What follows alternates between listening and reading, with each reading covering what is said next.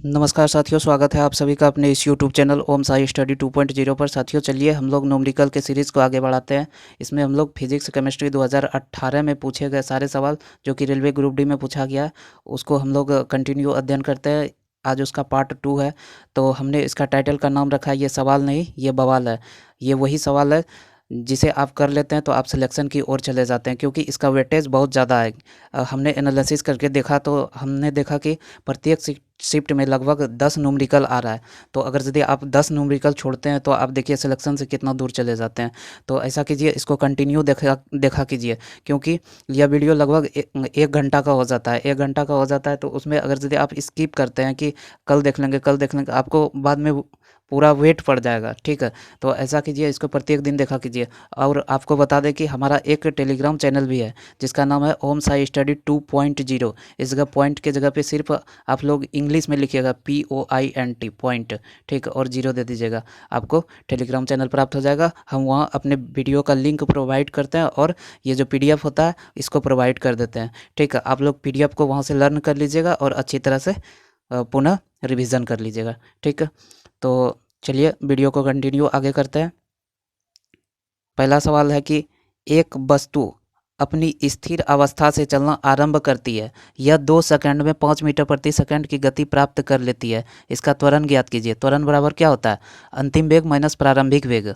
ठीक है, प्रारंभिक वेग यानी स्थिर अवस्था से चलना शुरू कर रहा है, यानी प्रारंभिक वेग 0, अंतिम वेग 5 मीटर पर सेकंड, और इसका समय दिया हुआ है 2 सेकंड। तो तुरंत क्या हो जाएगा? अंतिम वेग माइनस प्रारंभिक वेग।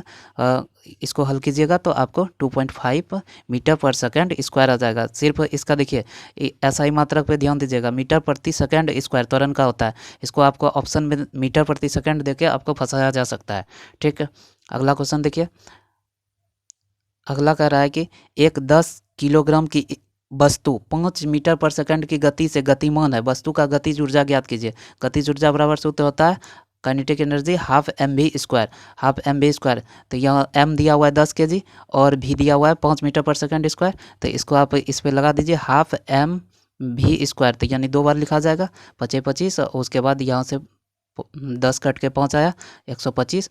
और अगर यदि ऊर्जा है तो इसका ऐसे ही मात्रक जूल होता है। उसके बाद अगला क्वेश्चन देखिए कि शक्ति को किस रूप में व्यवस्थित किया जाता है। शक्ति कल भी हमने देखा था, कार्य करने की दर को शक्ति कहा जाता है, या ऊर्जा स्थानांतरण की दर को शक्ति कहा जाता है। ठीक है, आगे है कि बल और विस्थापन के गुणनफल कहलाते हैं। बल और विस्थापन का गुणनफल कार्य कहलाता है। कार्य बराबर क्या होता है? F यानी वर्क बराबर F गुना S cos थीटा। F क्या हो गया? यहाँ फोर्स हो गया, बल गुना विस्थापन। ठीक है, cos थीटा, थीटा का मान यहाँ कितना रखेंगे? जो अधिकतम कार्य होगा 0 रखेंगे, क्योंकि cos 0 का मान क्या होता है? 1 होता है। अगर यदि वही 90 डिग्री रख देते हैं तो cos 90 डिग्री का मान 0 हो जाता है, जो कि कोई भी कार्य नहीं होगा। ठीक है, अगला देखिए। अगला है कि कॉपर के एक अणु में कितने परमाणु होते हैं? तो कॉपर के एक अणु में 6.022 गुना 10⁻23 परमाणु होते हैं। तो देखिए इसका नोट में लिखा हुआ है कि किसी पदार्थ के 1 ग्राम अणु यानी 1 मोल में उपस्थित अणुओं की संख्या 6.022 गुना 10⁻23 होता है। इसीलिए यहाँ पूछा गया एक अणु में, तो इसका भी क्या हो जाएगा? 6.022 गुना 10⁻23 हो जाएगा। अगला देखिए। अगला है कि द्रव्यमान 400 kg की बंदूक से संवेग की गणना करें जब इसके प्रतिघात का वेग 0.2 मीटर पर सेकंड। प्रतिघात यानी झटका पीछे जो मार रहा है। तो संवेग बराबर क्या होता है? सूत्र संवेग बराबर होता है कि द्रव्यमान गुना वेग। तो द्रव्यमान दिया हुआ है 400 kg और वेग दिया हुआ है 0.25 मीटर पर सेकंड। इसका संवेग निकाल लीजिए, दोनों को गुना करके, उसके बाद इसका निकल जाएगा 100 किलोग्राम मीटर प्रति सेकंड। संवेग का ऐसा ही मात्रा किलोग्राम मीटर प्रति सेकंड, क्योंकि इसका होता है द्रव्यमान गुना वेग। द्रव्यमान का हो गया किलोग्राम और वेग का हो गया मीटर प्रति सेकंड। आगे देखिए। आगे है कि एक kg की वस्तु 30 मीटर की ऊंचाई से भूमि पर गिराई जाती है। गुरुत्व बल द्वारा किया गया कार्य होगा। जी का मान आपको यहाँ दिया हुआ है 10 मीटर पर सेकंड स्क्वायर। तो कार्य बराबर क्या होता है? कार्य बराबर होता है बल गुना विस्थापन। कार्य बराबर बल गुना विस्थापन। लेकिन यहाँ देखिए बल गुना विस्थापन होता है तो mg जो यहाँ दिया हुआ है, mg यानी कि अगर यदि बाहर से त्वरण रहता है तो उसको ए से लिखा जाता है, अगर यदि गुरुत्वीय त्वरण रहता है तो उसको जी से डिनोट किया जाता है, यानी ए बराबर जी ही कहलाता है। ठीक है, तो यहाँ देखिए एम जी, यानी कि ये हो गया बल, एफ बराबर क्या होता है एम इंटू ए, बल गुना विस्थापन, कितना ऊंचाई हाइट जा रहा है तो वही विस्थापन हो गया। तो यहाँ देखिए 1 kg दिया हुआ था, 1 kg, और 30 मीटर की ऊंचाई से भूमि पर गिराया जाता है तो ऊंचाई विस्थापन इसका 30 मीटर हुआ, और जी का मान दिया हुआ है आपको, वर्क निकालना है तो एम जी एच लगा दीजिए। तो एम जी एच लगाने के बाद आपका मान आ जाएगा 300 जूल आ जाएगा। ठीक, इस पर इसको पुट कर दीजिएगा, 300 जूल आ जाएगा। उसके बाद आगे देखिए, आगे कह रहा है कि एक वस्तु को एक अवतल दर्पण के सामने उसके फोकस बिंदु और वक्रता केंद्र के बीच स्थित एक बिंदु पर रखा गया है, निर्मित होने वाली छवि ज्ञात कीजिए। ठीक है, कि छवि कैसा होगा, वास्तविक होगा, उल्टा होगा, कि आभासी होगा, सीधा होगा। ठीक है, तो जैसे देखिए कि ये अवतल दर्पण हम लोग लिए, अवतल दर्पण में वक्रता केंद्र, ठीक है, और वक्रता केंद्र से आधा दूरी पर क्या होता है, फोकस होता है। बोल रहा है कि वस्तु को कहाँ रखना है, वस्तु को रखना है फोकस बिंदु, फोकस और वक्रता केंद्र के बीच में। तो वक्रता केंद्र के और फोकस के बीच में वस्तु को रख दिया, यहाँ से एक प्रकाश गुजारे, जब वो भी किसी प्रधान अक्ष के समानांतर प्रकाश जाती है वह फोकस से परावर्तित हो जाती है, और उसके बाद वही एक प्रकाश फोकस से जब गुजारेंगे तो वह प्रधान अक्ष के समानांतर हो जाएगी। तो देखिए यहाँ कट गया। तो अब देखिए कि अवतल दर्पण में आगे जो प्रतिबिंब बनता है, यानी कि उसके सामने आगे जो प्रतिबिंब बनता है वह हमेशा वास्तविक होता है, और वास्तविक चीज़ हर हमेशा उल्टा होता है। ठीक है, और वही अगर यदि प्रतिबिंब इधर बन जाता तो वह आभासी प्रतिबिंब होता, और वह सीधा हो जाता। ठीक है, तो इसको याद रखने के लिए वास्तविक उल्टा क्यों होता है, वाउ याद रखिए, वा ओ यानी कि वास्तविक उल्टा, आसी यानी आभासी, आसी यानी कि आभासी क्या होगा, सीधा होगा। ठीक है, इसको याद रखिएगा।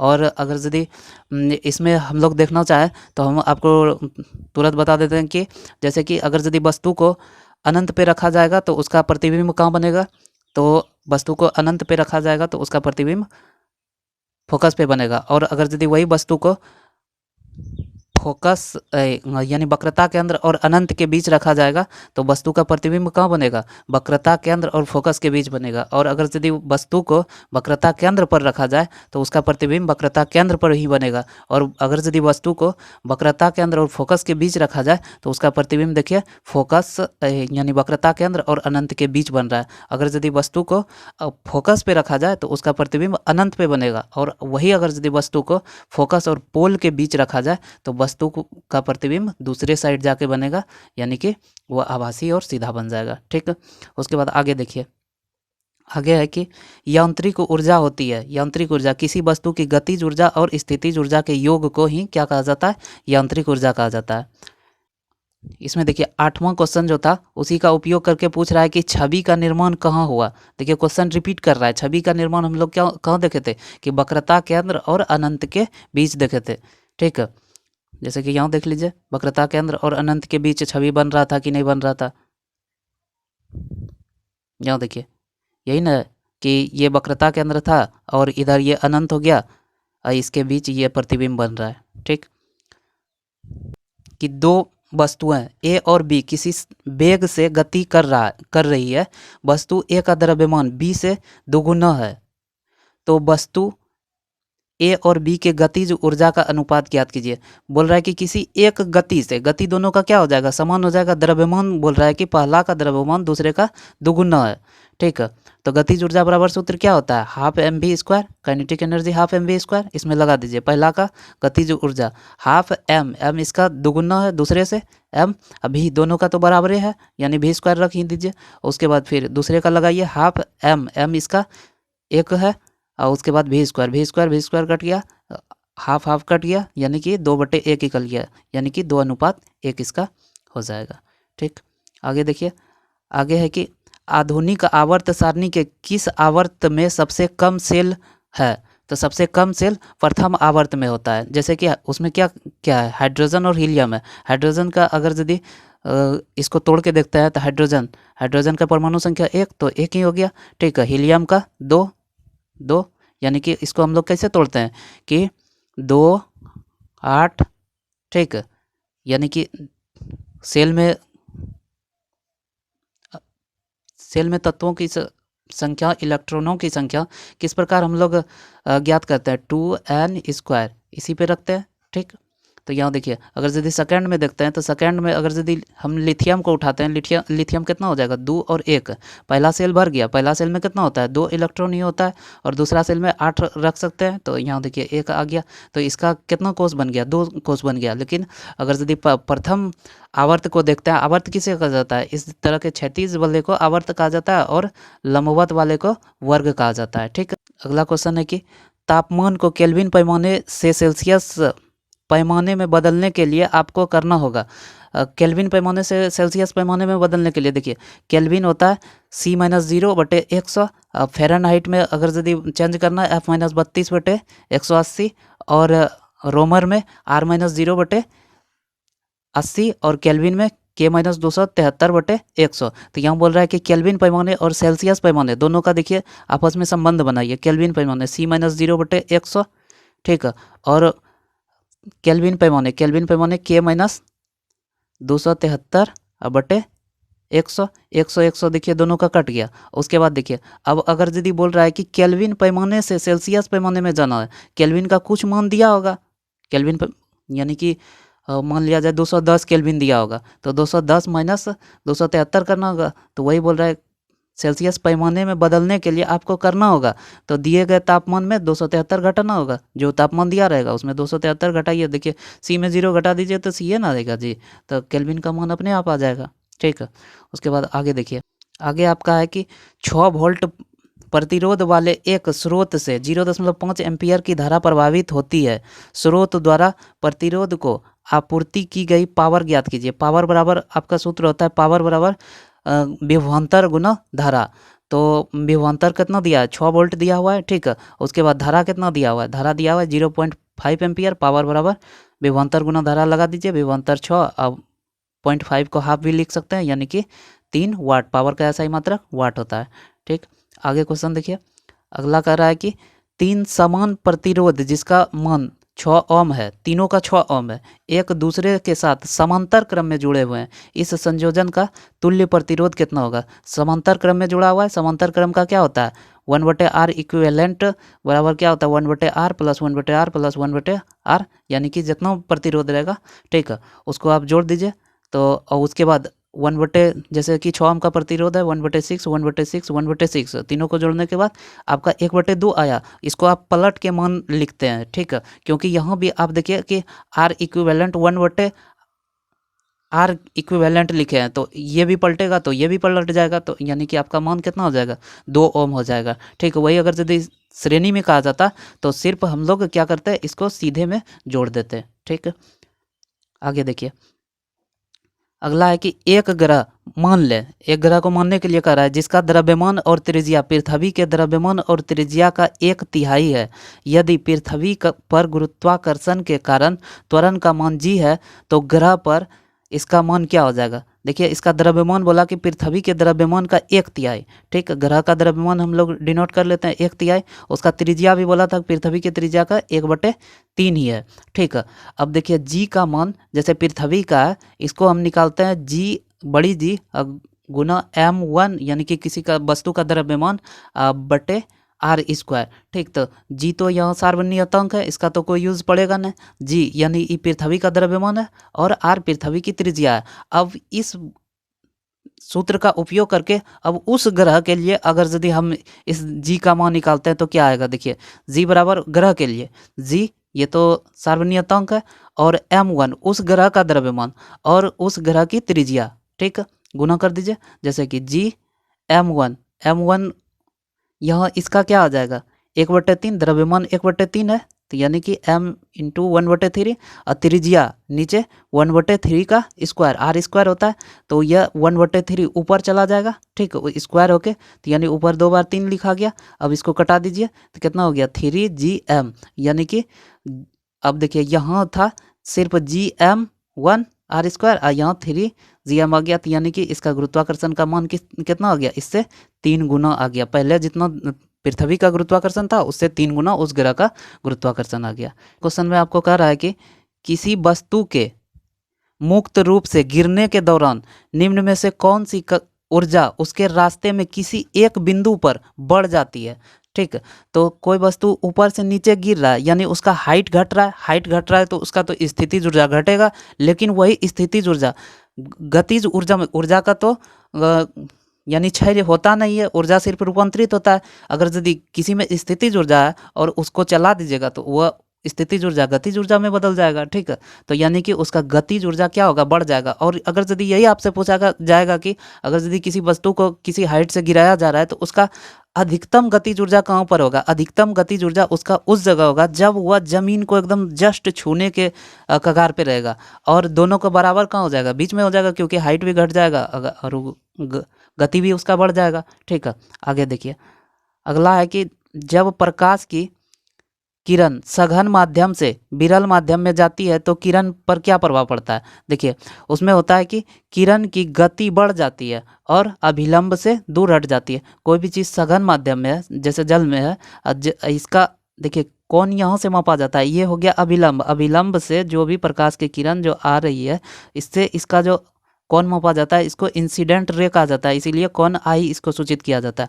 और अगर यदि विरल माध्यम में जा रहा है तो वह क्या हो गया, अभिलंब से दूर हट जाएगा। वही अगर यदि विरल से सघन में जाता तो अभिलंब की ओर झुक जाता। तो इसमें क्या होगा, आपका इंसिडेंट रे जो होगा रिफ्लेक्ट रे से क्या होगा, कम होगा, यानी कि आर ज़्यादा हो जाएगा। ठीक है, उसके बाद अगला देखिए, अगला है कि जब पी एच मान 7 से 14 की ओर बढ़ता है तो यह दर्शाता है। तो पी एच मान 7 से 14 की ओर बढ़ता है तो वह ओ एच यानी कि ओ एच ऋण आयन को की सांद्रता की वृद्धि को दर्शाता है, क्योंकि 7 पे न्यूट्रल होता है। अगर यदि इधर बढ़ेंगे तो हाइड्रोजन आयन की सांद्रता बढ़ रहा है, और इधर बढ़ेंगे ओ एच माइनस की सांद्रता बढ़ रहा है। ठीक है, और 7 पे अगर यदि रहेगा तो वो क्या हो जाएगा, न्यूट्रल हो जाएगा। अगला क्वेश्चन कर रहा है किसी भी समान समूह में मौजूद तत्व का डॉट एक समान होता है, उसका संयोजी इलेक्ट्रॉन की संख्या एक समान होता है। जैसे अगर यदि मान लिया जाए पहला ग्रुप का हम लोग ले लेते हैं समूह। समूह मतलब क्या हुआ, समूह मतलब ग्रुप हो रहा है। यहाँ आवर्त सारणी में पहला ग्रुप का, जैसे हम लोग एक उदाहरण उठाते हैं, हाइड्रोजन, लिथियम, सोडियम और पोटेशियम। तो इसका देखिएगा संयोजी इलेक्ट्रॉन यानी बाह्यतम कक्षा में इलेक्ट्रॉन की संख्या समान होगा। जैसे हाइड्रोजन है एक है, लिथियम को 2 और 1 में तोड़ा गया, उसके बाद सोडियम को 2, दूसरा सेल में 8 और तीसरा में 1 बचा, और उसके बाद पोटेशियम 2, 8, 8, 1। ठीक, तो यहाँ देखिए सबके बाहरी कक्षा में क्या आ रहा है, 1 1 आ रहा है, तो वही कह रहा है कि संयोजी इलेक्ट्रॉनों की संख्या समान होते हैं एक वर्ग में। ठीक, संवेग का एसआई पद्धति की इकाई क्या है। संवेग का एसआई इकाई होता है किलोग्राम मीटर प्रति सेकंड, क्योंकि संवेग का सूत्र होता है द्रव्यमान गुना वेग। द्रव्यमान का हो गया आपका किलोग्राम और वेग का हो गया मीटर प्रति सेकंड। अगला क्वेश्चन है कि निम्न में से किसमें कोई कार्य नहीं किया जाता है। ऑप्शन आपको दिया हुआ है, एक कुली किसी बस से किसी कार तक एक सामान ले जा रहा है, तो इसमें तो विस्थापन हो रहा है, तो कार्य तो हो रहा है। सचिन 4 किलोमीटर चलता है, तो यहाँ भी विस्थापन हो रहा है। तो चूंकि वर्क बराबर क्या होता है, कार्य बराबर होता है एफ इंटू एस, यानी कि फोर्स इंटू डिस्प्लेसमेंट, यानी विस्थापन। विस्थापन हो रहा है तो कार्य हो ही रहा है। ठीक है, और अरुण मैदान पर क्रिकेट खेलता है, यहाँ भी खेलने का कार्य हो रहा है, यानी कि दौड़ के इधर उधर जा रहा है। और बोल रहा है कपिल अपने कंधे पर 10 केजी भार लेकर खड़ा है। भार लेकर पहले से खड़ा है, ये तो कहीं जा आ नहीं रहा है। अगर यदि वही कहता कि कपिल अपने कंधे पर 10 केजी भार पृथ्वी से उठाकर कंधे पर रख रहा है, तब उसमें डिस्प्लेसमेंट होता, तब उसमें कार्य होता। यहाँ कार्य नहीं हो रहा है। ठीक, अगला क्वेश्चन में देखिए आप कि मैग्नीशियम की परमाणु संख्या 12 है, इसकी संयोजकता क्या होगी। संयोजकता क्या होता है, बाह्यतम कक्षा में जो इलेक्ट्रॉन होगा वही संयोजकता हो जाएगा। जैसे कि 2 और 8, 2 8 कितना हो गया, 10 और 2 12। ठीक, अगर यदि वही बाह्यतम कक्षा में 4 से अधिक आ जाता तो हम लोग क्या करते हैं, 8 में से उसको घटा के लिखते हैं। ठीक है, उसके बाद देखिए कि यदि 10 ओम, 8 ओम और 7 ओम के 3 प्रतिरोध श्रेणी क्रम में जुड़े हुए हैं तो परिपथ में प्रभावी प्रतिरोध ज्ञात कीजिए। श्रेणी क्रम में सिर्फ क्या करते हैं, सीधे में जोड़ देते हैं। अगर जैसे समांतर क्रम रहता है तो 1/R1, 1/R2, 1/R3, तो इसको जोड़ दिया 8 7 15, 15 7 नहीं 8 7 15 और 8 25 हो जाएगा। 8 7 15 10 25, ठीक है, बोलने में थोड़ा सा उल्टा हो गया। अगला देखिए, अगला है कि त्वरण ऋणात्मक होने पर किसी पिंड का वेग क्या होगा। तो त्वरण अगर यदि ऋणात्मक है तो उसका वेग घट जाएगा। इसको हम लोग एक उदाहरण से देखते हैं कि त्वरण बराबर होता क्या है, अंतिम वेग माइनस प्रारंभिक वेग। अगर यदि मान लिया जाए कि प्रारंभिक वेग 10 मीटर प्रति सेकंड था, अंतिम वेग 5 मीटर प्रति सेकंड था, और उसके बाद समय 2 सेकंड दिया हुआ है, तो त्वरण बराबर क्या होता है, अंतिम वेग माइनस प्रारंभिक वेग। अंतिम वेग 5 और प्रारंभिक वेग 10, इसमें 2 से भाग दीजिएगा, -5/2 मीटर पर सेकंड, यानी कि इसका ऋणात्मक त्वरण आ रहा है। देखिए मान ऋणात्मक आया तो इसका यहाँ से अर्थ क्या निकला कि अंतिम वेग प्रारंभिक वेग से कम होगा। तो वही बोल रहा है कि ऋणात्मक त्वरण होने पर किसी पिंड का वेग क्या होगा, घटेगा। ठीक है। एल कक्ष में रखे जा सकने वाले इलेक्ट्रॉनों की संख्या कितनी होती है। एल कक्ष में कितना इलेक्ट्रॉन रखा जा सकता है, जैसे कि के एल एम एन सेल होता है, तो कक्ष में इलेक्ट्रॉनों की संख्या निकालने के लिए 2n² लिखते हैं। के लिए एक आप मान पुट कीजिए n का, और l के लिए 2, m के लिए 3 और n के लिए 4 पुट कीजिए। तो यहाँ देखिए पूछ रहा है किसका, तो एल कक्ष में n का मान 2, तो यानी कि इस जगह 2 पुट कीजिएगा, तो 2 × 2 का स्क्वायर, 2 दूना 4 और 2 8, यानी कि एल सेल में इलेक्ट्रॉनों की संख्या कितना हो जाएगा, आपका 8 हो जाएगा। ठीक। उसके बाद आगे बोल रहा है कि बल द्वारा किया गया कार्य धनात्मक होता है जब उसका विस्थापन क्या होगा, विस्थापन बल की दिशा में होता है, तो कार्य धनात्मक होगा। जैसे कि ये एक लकड़ी का टुकड़ा था, इसमें इधर बल लगा रहे हैं और इधर ही विस्थापन हो रहा है, तो कार्य क्या हो रहा है, हम लोग का धनात्मक होता है। बल कार्य बराबर क्या होता है, बल गुना बल की दिशा में विस्थापन को ही कार्य कहा जाता है। ठीक है। आगे देखिए, आगे है कि 350 न्यूटन का एक बल 500 kg के एक द्रव्यमान पर लगाया जाता है। इस स्थिति में वस्तु में उत्पन्न त्वरण ज्ञात कीजिए। त्वरण बराबर क्या होता है, त्वरण बराबर होता है अंतिम वेग माइनस प्रारंभिक वेग, लेकिन यहाँ वेग का तो कोई चर्चा किया गया नहीं है, तो हम लोग बल बराबर जानते हैं, F बराबर यानी द्रव्यमान गुना त्वरण, यानी बल बराबर द्रव्यमान गुना त्वरण। ठीक। तो फोर्स आपका दिया हुआ था 350 न्यूटन और द्रव्यमान 500 kg, और हम लोग को त्वरण निकालना है, तो अब 350 F का जगह पे 350 पुट कर दीजिए, M के जगह 500 और A बराबर निकालना ही है। अब इसको आप कटा दीजिए, आपका मान आ जाएगा 10/7, यानी कि 0.7। अगर यदि त्वरण निकाल रहे हैं तो मीटर प्रति सेकंड स्क्वायर हम उसको लिख देंगे। ठीक है।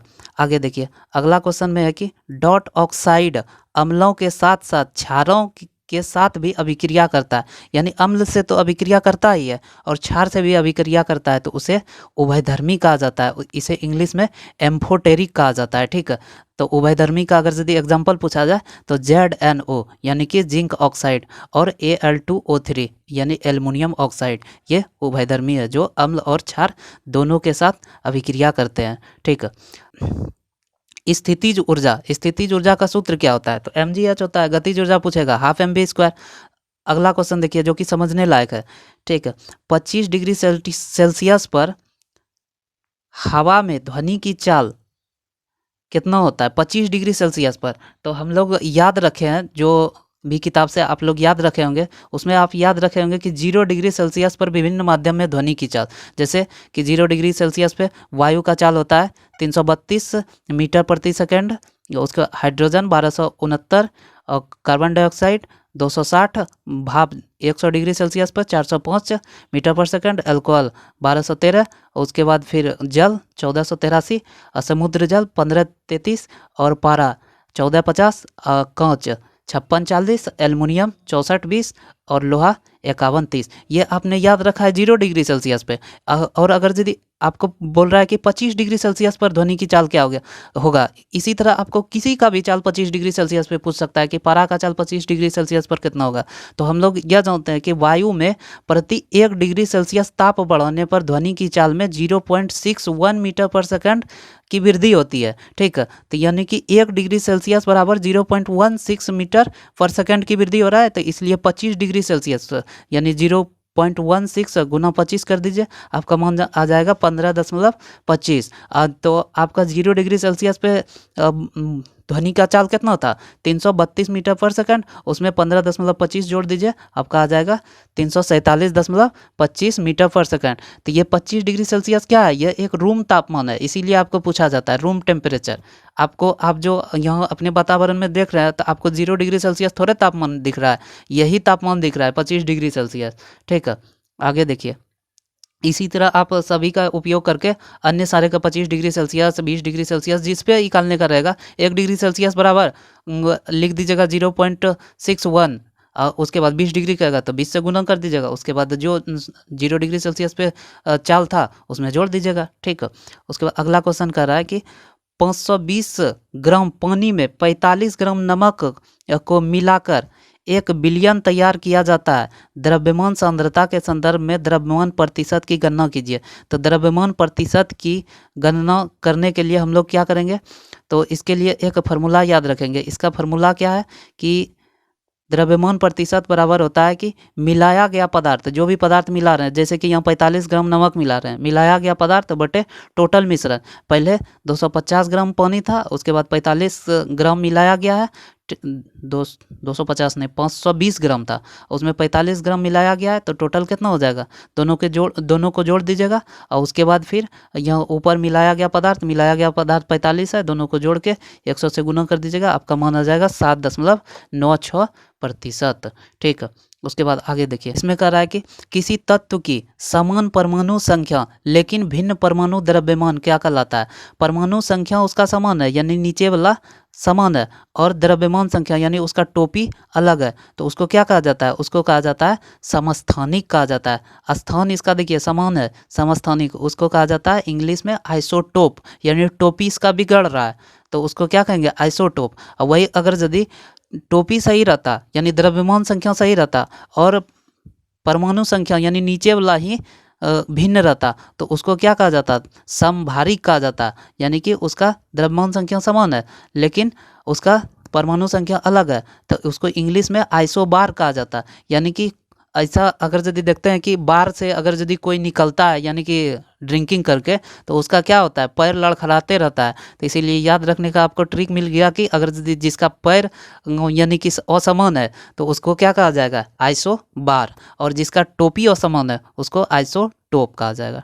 ठीक है, अगला देखिए कि 1 केजी की एक वस्तु को 10 मीटर की ऊंचाई तक उठाया जाता है, गुरुत्व बल द्वारा किया गया कार्य ज्ञात कीजिए। तो कार्य बराबर mgh हो जाएगा। ठीक है, गुरुत्व बल के द्वारा बोल रहा है, तो यहाँ देखिए ध्यान देने वाला बात यही है कि गुरुत्व बल द्वारा किया गया कार्य, गुरुत्व बल यानी कि जी का मान 9.8 मीटर पर सेकंड। आप क्या कर रहे हैं, उसको गुरुत्वाकर्षण के विरुद्ध ले जा रहे हैं वस्तु को उठा के, लेकिन वो गुरुत्व बल जो उसको खींच रहा है तो उसको किस बल से खींच रहा है, तो उसका देखिए m का मान आपका 1 केजी है और जी माइनस में 9 पॉइंट हो जाएगा क्योंकि वह विरुद्ध कार्य कर रहा है। ठीक है, अगुना आपका ये हो गया 10 मीटर ऊंचाई, तो आपका मान आ जाएगा 9.98 जूल आ जाएगा, जो कि आपका माइनस में आएगा क्योंकि गुरुत्व बल के विरुद्ध कार्य हो रहा है।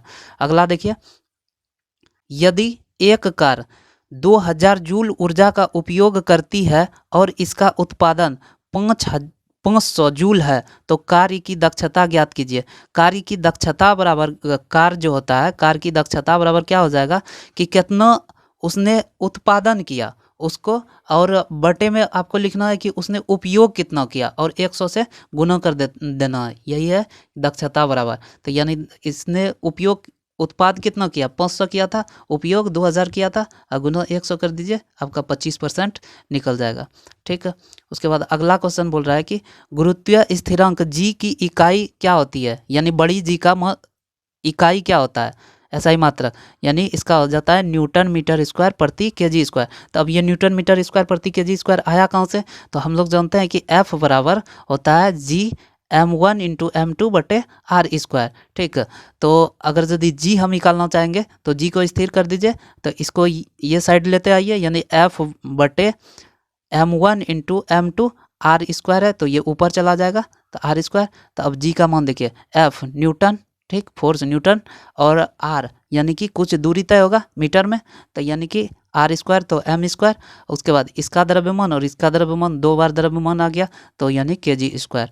ठीक है, इसीलिए गुरुत्वीय स्थिरांक का यानी जी की इकाई होता है न्यूटन मीटर स्क्वायर प्रति केजी स्क्वायर।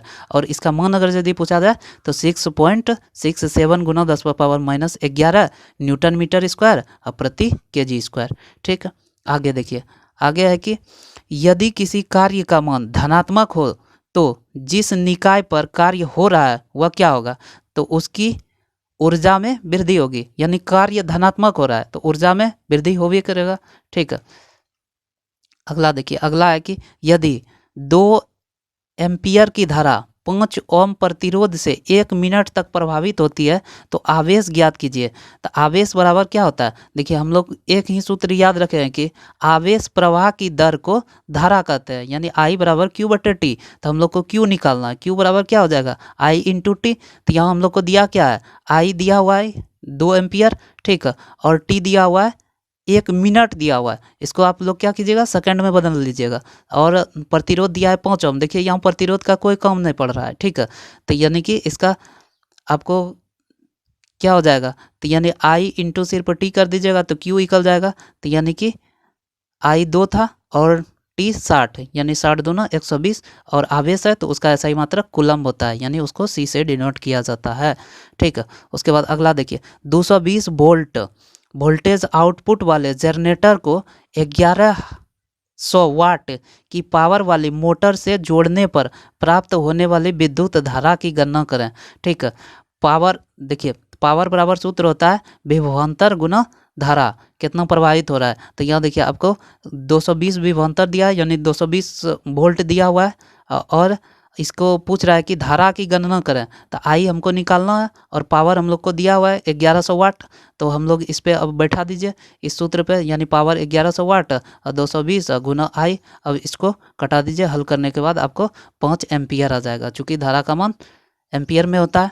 ठीक है, अगला देखिए कि चौथे आवर्त और दूसरे समूह में मौजूद तत्व क्या है। चौथा आवर्त चौथा होना चाहिए, जैसे पहला आवर्त हाइड्रोजन वाला होता है, दूसरा लिथियम, तीसरा सोडियम, चौथा पोटेशियम वाला। ठीक है, और उसके बाद दूसरा आवर्त होना चाहिए। दूसरा आवर्त में देखिए यहाँ आइएगा तो आपको कैल्शियम मिलेगा, जिसका परमाणु संख्या कितना होता है 20 होता है। देखिए किस किस तरह से क्वेश्चन पूछा जाता है।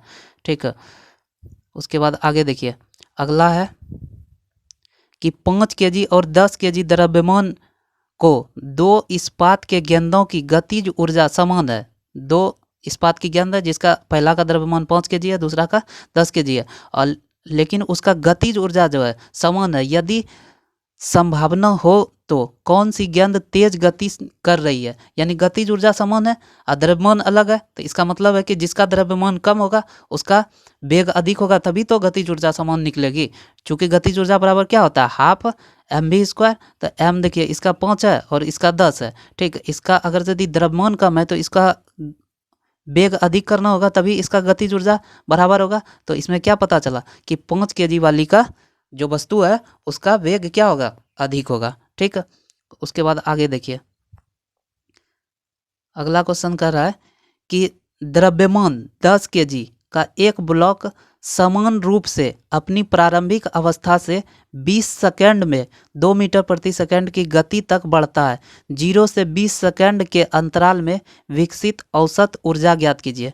तो देखिए औसत ऊर्जा पहले आप ज्ञात कर लीजिए। तो आप यहाँ कौन सा सूत्र लगाएंगे, तो यहाँ देखिए दिया क्या क्या हुआ है, उसी से हम लोग सूत्र को डेवलप करते हैं कि कौन सा सूत्र हमको लगाना है। देखिए द्रव्यमान दिया हुआ है, ठीक है, 10 केजी दिया हुआ है, और इसका देखिए प्रारंभिक अवस्था से 20 सेकंड में टाइम दिया हुआ है, 2 मीटर प्रति सेकंड की गति तक बढ़ता है। देखिए आपको यहाँ वेग दिया हुआ है, तो वेग दिया हुआ है तो ऊर्जा हमको निकालना ही है। ऊर्जा बराबर तो कौन स्थिति निकालना है या गतिज निकालना है, तो यहाँ वेग दिया हुआ है तो गतिज निकालना है। काइनेटिक एनर्जी बराबर होता है हाफ mv स्क्वायर। तो यानी कि हाफ m का मान 10 केजी था और v स्क्वायर थी, यानी कि 2 बार लिख दिया 2 को, तो इसका आपका आ गया कितना 20 जूल। ऊर्जा आपका 20 जूल निकला, लेकिन पूछ रहा है औसत ऊर्जा, तो कितना से 0 से 20 सेकंड, यानी कि 20 से अब इसको भाग दे दीजिए, ऊर्जा में 20 से भाग दे दीजिए। जैसे कि इसमें 20 से भाग दे दिए तो कितना आया 1 जूल प्रति सेकंड। इसी को क्या लिखा जाता है, 1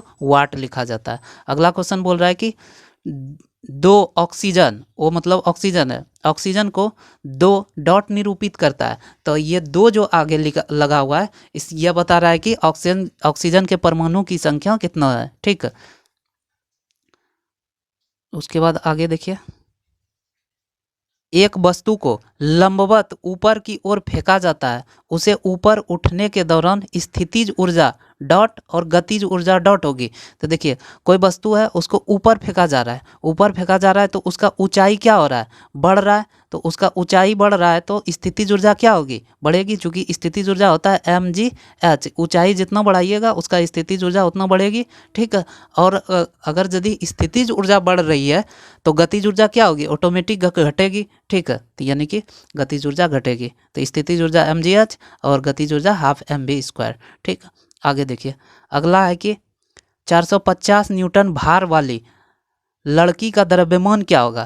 तो द्रव्यमान क्या होता है, द्रव्यमान होता है पदार्थ की मात्रा को द्रव्यमान कहा जाता है। भार जो होता है, भार होता है पदार्थ की मात्रा गुना उसका गुरुत्वाकर्षण के द्वारा कितना खींचा जा रहा है। जैसे कि हम लोग का भार जो 50 केजी 55 केजी जो भी बोलते हैं वो आपका भार हुआ। अगर यदि आप द्रव्यमान देखिएगा तो द्रव्यमान, जैसे कोई लड़का का भार 50 केजी है तो उसका द्रव्यमान कितना होगा जानते हैं, 1/10 यानी कि 9.8 होता है जी का मान, ठीक है। उसका 1/10 यानी 5 केजी सिर्फ उसका द्रव्यमान है, ठीक है। लेकिन भार वही उसका कितना हो जाता है, 50 केजी हो जाता है, ठीक। तो उसी को देखिए, उसी में बताया गया है कि 450 न्यूटन भार वाली लड़की का द्रव्यमान क्या होगा। तो वेट दिया हुआ है 450 न्यूटन, और इसका अगर यदि जी का मान 9.8 लेते हैं तो 450 गुना एम यानी द्रव्यमान गुना त्वरण उसका, यानी जी गुरुत्वाकर्षण जो खींच रहा है। तो एम अगर यदि निकालना चाहे तो इससे भाग दे दीजिए। तो इधर भाग देने के बाद आपको 45.9 kg आ जाएगा, ठीक है। उसके बाद आगे देखिए, आगे बोल रहा है कि कौन उभयधर्मी ऑक्साइड है। उधर भी हम लोग देखे थे कि उभयधर्मी होता है जो अम्ल और क्षार दोनों से अभिक्रिया करता है। देखिए क्वेश्चन रिपीट कर रहा है, उभयधर्मी Al2O3 और ZnO, ये उभयधर्मी है। 1 किलोवाट घंटा बराबर होता है 3.6 गुना 10⁻6 जूल होता है, ठीक। आगे है कि 10 न्यूटन का एक क्षैतिज बल 5 केजी की एक वस्तु को बल की दिशा में 2 मीटर की दूरी तक विस्थापित कर देता है। बल द्वारा किया गया कार्य ज्ञात कीजिए। तो कार्य बराबर क्या होता है, बल गुना बल की दिशा में विस्थापन। तो बल आपको दिया हुआ है 10 न्यूटन और द्रव्यमान दिया हुआ है 5 केजी की वस्तु और समय दिया हुआ है 2 सेकंड। तो वर्क बराबर क्या हो जाएगा, बल गुना बल की दिशा में विस्थापन।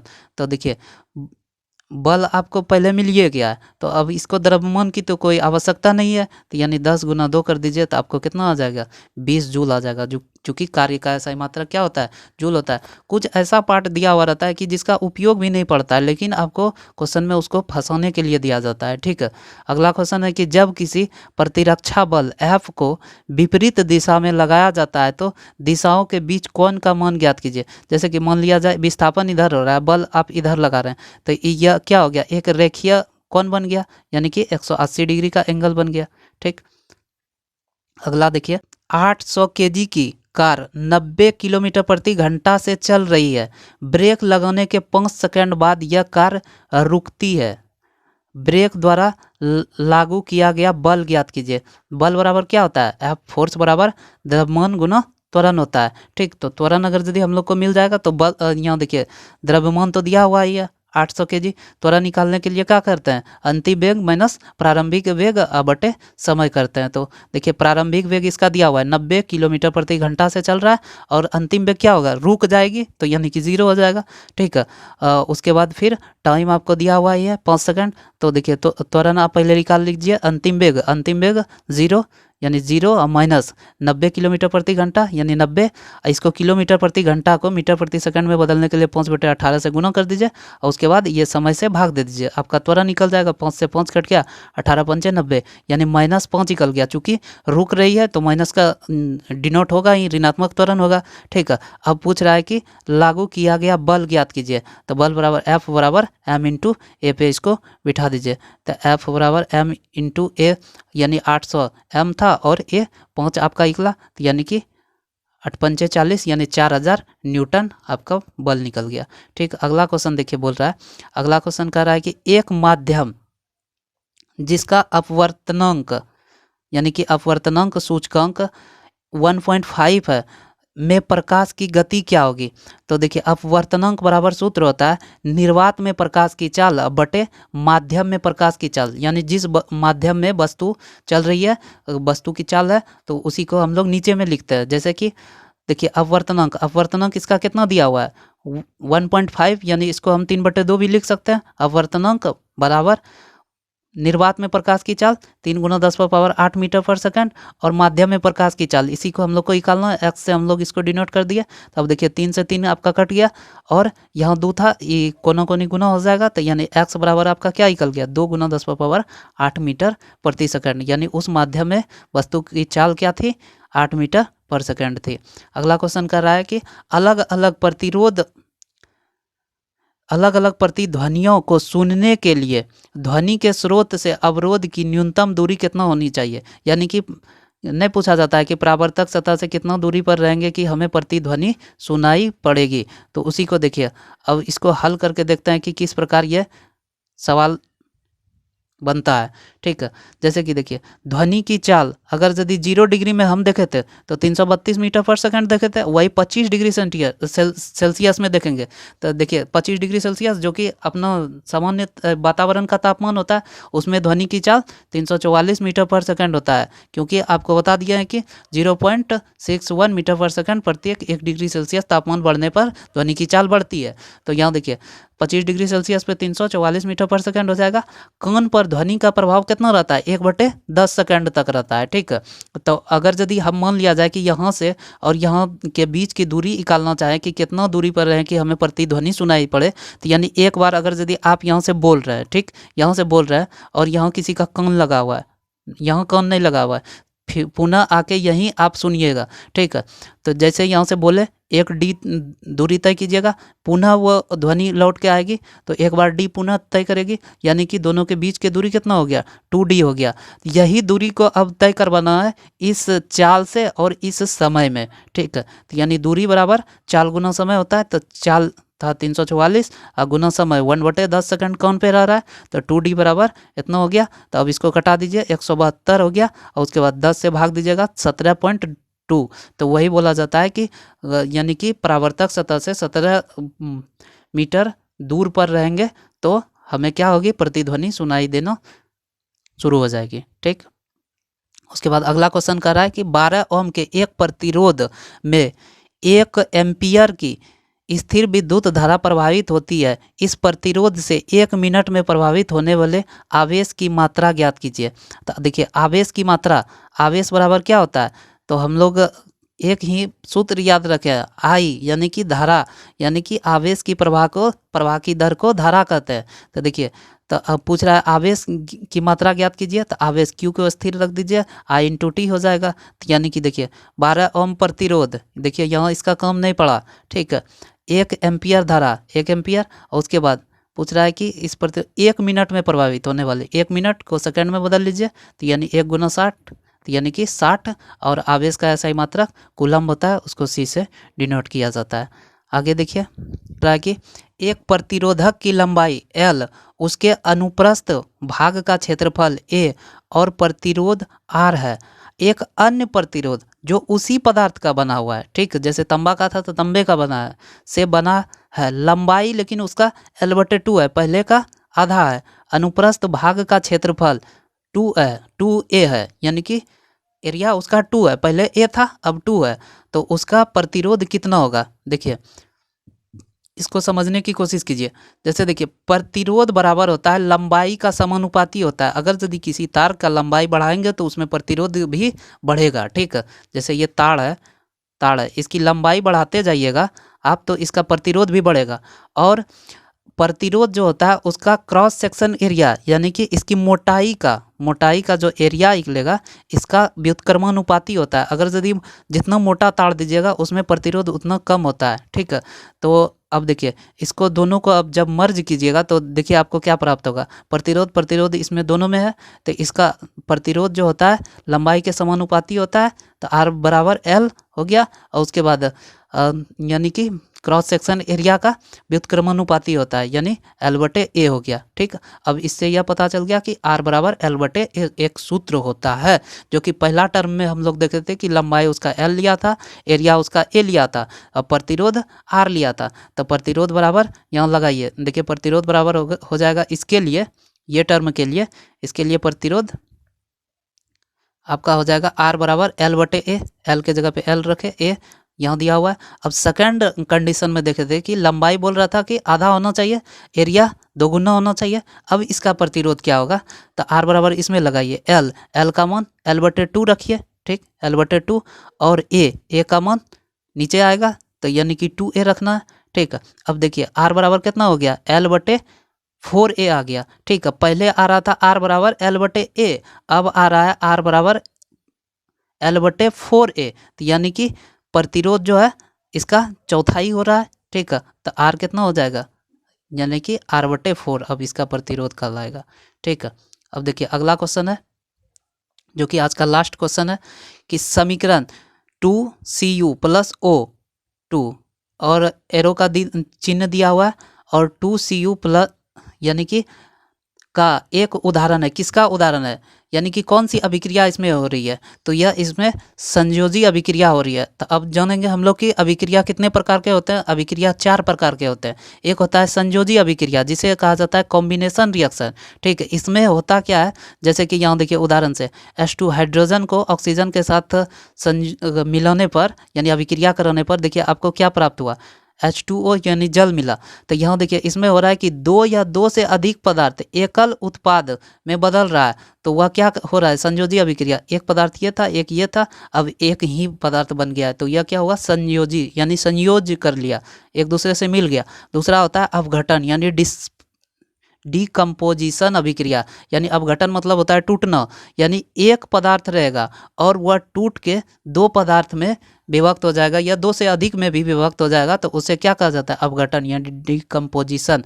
और तीसरा होता है डिस्प्लेसमेंट, यानी कि विस्थापन अभिक्रिया। विस्थापन में क्या होगा कि इसमें एक तत्व किसी अन्य तत्व को विस्थापित कर देगा, जैसे कि यहाँ देखिए लोहा है और CuSO4 है, ये लोहा जो है अब इसमें से Cu को विस्थापित कर दिया, यानी इसको हटा दिया, बोला तुम हटो यहाँ से, और ये अपने साथ Fe और SO4 बन गया और Cu को एक बाहर साइड फेंक दिया। ठीक, तो इसको कहा जाता है डिस्प्लेसमेंट। इसमें आपको रिएक्टिव सीरीज़ का बहुत ज़रूरत पड़ेगा, जैसे कि रिएक्टिव सीरीज़ में अगर यदि आपको पता होना चाहिए कि सबसे कम रिएक्टिव प्लेटिनम होता है, उसके बाद सोना होता है, उसके बाद चांदी, उसके बाद तांबा, उसके बाद हाइड्रोजन, सीसा, उसके बाद टीन, लोहा, जस्ता, कार्बन, एल्युमिनियम, मैग्नीशियम, सोडियम और पोटेशियम। सबसे अधिक रिएक्टिव पोटेशियम होता है। तो यहाँ देखें कि मतलब लोहा से ज़्यादा, यानी कॉपर से ज़्यादा रिएक्टिव लोहा है। ठीक, तो इस कारण लोहा ने कॉपर को उठा के फेंक दिया, और वो हो गया डिस्प्लेसमेंट, यानी विस्थापित कर दिया। और डबल डिस्प्लेसमेंट यानी दोहरा विस्थापन। दोहरा विस्थापन में क्या होता है, इसमें कि अगर यदि कोई पदार्थ किसी को हटाता है तो उसको हटा के उसको भी कहीं ना कहीं जगह दे देगा, तो उसी को क्या कहा जाता है, दोहरा विस्थापन।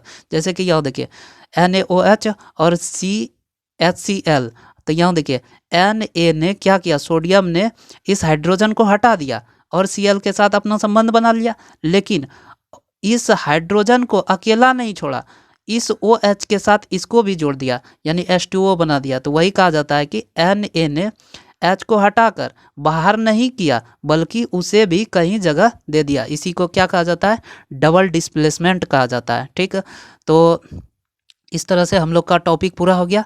तो आशा करते हैं कि वीडियो बहुत अच्छा लगा होगा। अगर यदि वीडियो अच्छा लगता है तो लाइक कीजिए, शेयर कीजिए और चैनल को सब्सक्राइब कर लीजिए। इसको वीडियो को थोड़ा ज़्यादा फैलाइए। ठीक है, आप लोग वीडियो देखते हैं, इसके लिए धन्यवाद। ठीक है, और कल भी हम पुनः इस तरह के सीरीज़ को स्टार्ट करेंगे। ठीक, वीडियो देखने के लिए धन्यवाद।